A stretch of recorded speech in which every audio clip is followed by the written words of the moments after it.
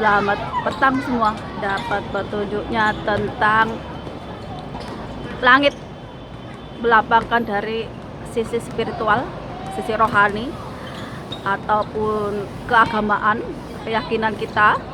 Dan bumi itu melambangkan kehidupan nyata kita. Jadi kalau langit melambangkan dari yang nggak terlihat, bumi melambangkan dari kenyataan. Makanya kalau di agama-agama itu tubuh itu asalnya dari bumi ataupun dari tanah.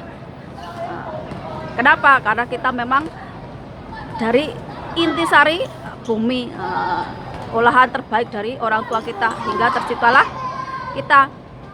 Dan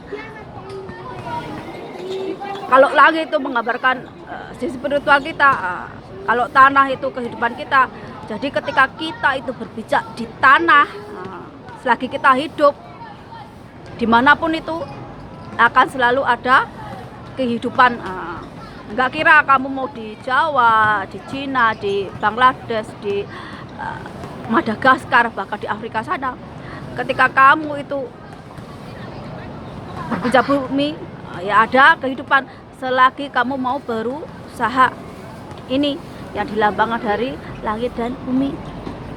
Karena apa? Karena di kehidupan kenyataan nih, banyak sekali kayak orang Jawa, kayak saya ini, ada yang menikah dengan orang Bangladesh, hidup di Bangladesh. Ada yang menikah dengan orang Pakistan, hidup di Pakistan. Ada yang menikah dengan orang Afrika, hidup di Afrika. Dan saya sendiri hidup di Hongkong. Kita bisa nggak menyesuaikan diri dengan lingkungan, dengan tanah ataupun iklim yang ada di negara itu? Tentu aja kita bisa menyesuaikan dengan adat budaya mereka juga. Itu kenapa orang Jawa itu tersebar ke seluruh penjuru dunia. Kenapa? Karena kita bisa menyesuaikan diri dimanapun kita itu berada. Mau kondisi seperti apapun, menikah sama orang kaya ya bisa hidup, sama orang yang nggak punya juga bisa hidup, sendiri juga bisa hidup. Contohnya saya ini, banyak sekali orang yang bilang saya ini udah kayaknya puasa hubungan badan udah lama, tapi hidupnya tetap gitu-gitu aja, sandang papan pangan kayak mati. Perlu diingat, kita ini setiap hari mengeluarkan energi. Kita berbicara mengeluarkan energi. Ketika kita mandi itu malah kita itu mendapatkan energi dari air. Makanya kalau kalian males ataupun kalian lagi bad mood, dengan mandi itu akan bikin kita itu lebih semangat lagi. Kayak kita itu mendapatkan energi baru. Sama seperti ketika kita itu lagi patah semangat atau lagi bad mood, tiba-tiba kita kena sinar matahari nih, jadi semangat. Makanya anak-anak atau bayi yang lahirnya sakit kuning, orang zaman dulu dijemur di sinar matahari kalau pagi. Kenapa?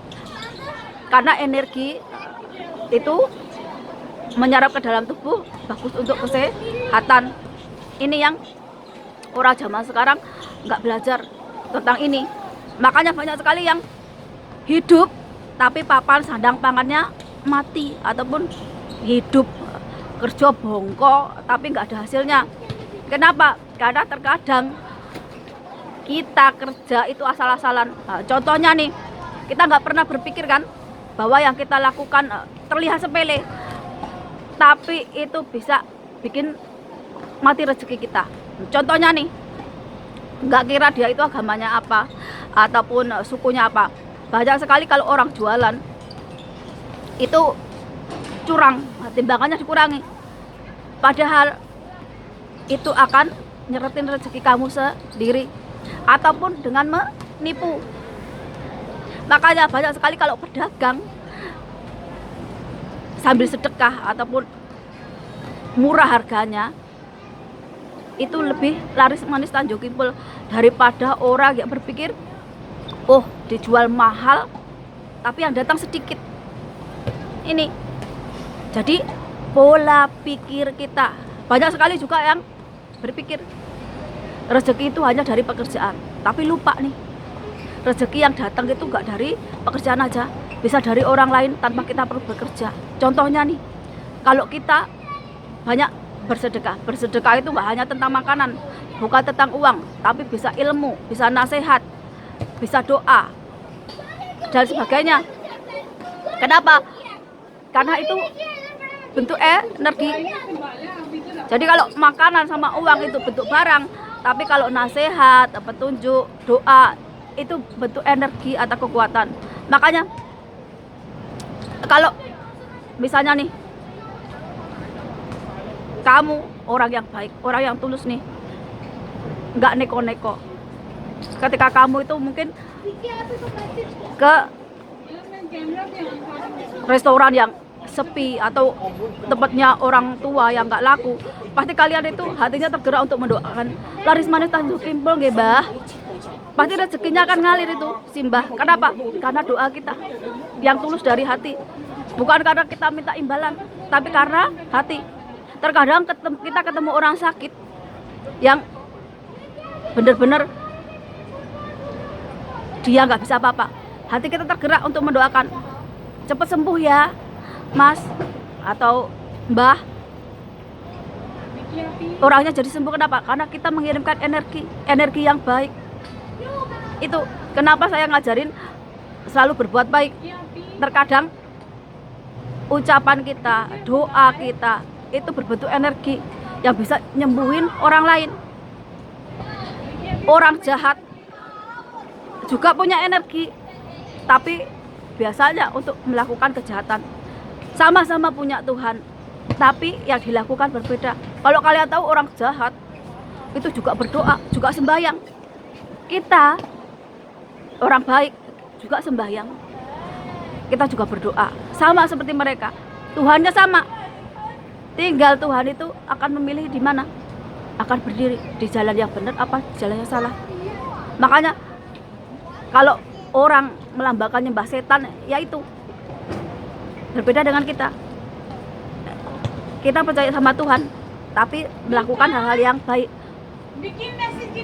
Ini yang berbeda. Makanya kalau kenapa papan sandang pangan itu mati, itu karena terkadang perbuatan kita itu yang nggak baik. Mungkin kita biasanya merendahkan orang lain, suka ngomongin orang lain, ataupun kita itu suka khianat. Terlihat sepele di kehidupan sehari-hari kita, tapi itu akan mempengaruhi ke segi ekonomi, segi apapun yang kita dapat. Kita bisa sakit-sakitan. Makanya kalau Tuhan lagi ngasih kamu jadi misalnya nih, jadi terkenal, banyak duit, ataupun dapat jabatan, kekuasaan, jangan pernah lupa diri, jangan lupa daratan. Kenapa? Karena biasanya orang yang sukses mendadak itu akan cepat mati. Kenapa? Karena orang yang sukses mendadak rata-rata dia nggak inget sama Tuhan, nggak inget sama perjalanan hidup, dari mana karirnya dimulai. Kalau kalian nggak percaya, kalian bisa belajar dari orang-orang yang mungkin udah mati atau yang masih hidup. Orang yang sukses dari nol dan tetap rendah hati, tetap jadi orang yang baik, walaupun dia udah sukses, umurnya akan tambah panjang.